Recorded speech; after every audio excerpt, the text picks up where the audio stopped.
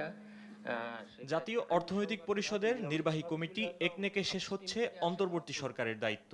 নির্বাচনের আগে চূড়ান্ত সভায় অনুমোদন দেয়া হয়েছে ৪৫,১৯১ কোটি টাকার ২৫টি প্রকল্প। যতগুলো নতুন প্রকল্প দেওয়া হয়েছে, রোববার সকালে প্রধান উপদেষ্টা ডক্টর মোহাম্মদ ইউনূসের সভাপতিত্বে অনুমোদন দেয়া হয় এসব প্রকল্পের। মেয়াদ বৃদ্ধির মাধ্যমে অনুমোদিত প্রধান প্রকল্পগুলোর মধ্যে রয়েছে দেশের সবচেয়ে বড় বিনিয়োগ রূপপুর পারমাণবিক বিদ্যুৎ কেন্দ্র, Chattogram elevated expressway, Dohazari Ramu Cox's Bazar Gumdhum rail line এবং নীলফামারীতে চীনের অর্থায়নে ১,০০০ শয্যার হাসপাতাল নির্মাণ। দুর্বলতা সেটা ধীর গতি সেটা রয়ে গেছে, কিন্তু বিকেলে সংবাদ ব্রিফিংয়ে পরিকল্পনা উপদেষ্টা বলেন, রূপপুর পারমাণবিক বিদ্যুৎ কেন্দ্রের ব্যয় বেড়েছে ২৫,৫০০ কোটি টাকা, যা ডলারের বিপরীতে টাকার অবমূল্যায়নের প্রভাব। কিন্তু অনুমোদনের জন্য এসেছে, তার কারণ হলো তাদের আরেকটু বিলম্বিত হয়েছে প্রকল্প ঋণ রাশিয়া থেকে।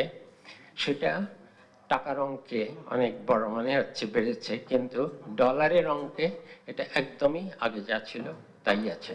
পাশাপাশি নির্ধারিত সময়ে প্রকল্প বাস্তবায়ন না হলে অর্থায়ন বন্ধ করে দেয়া হবে বলে জানান উপদেষ্টা। যেই প্রকল্পগুলোকে এখন বলা হচ্ছে, প্রতিশ্রুতি দেওয়া হয়েছে মন্ত্রণালয় থেকে যে জুন মাসের মধ্যে শেষ করতে হবে অথবা এই বছরের ডিসেম্বরের মধ্যে শেষ করতে হবে, সেটা করতেই হবে, না করলে সেটার অর্থায়ন বন্ধ হয়ে যাবে।